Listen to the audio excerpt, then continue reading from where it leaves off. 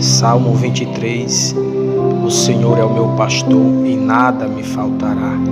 Deitar-me faz em pastos, guia-me mansamente às águas tranquilas.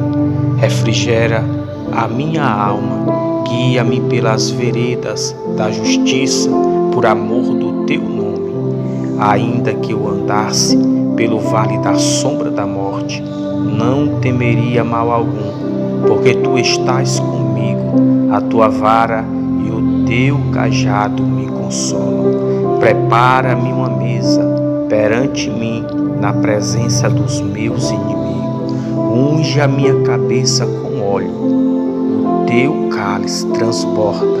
Certamente que a bondade e as misericórdias do Senhor me seguirão todos os dias da minha vida, e habitarei na casa do Senhor por longos os dias.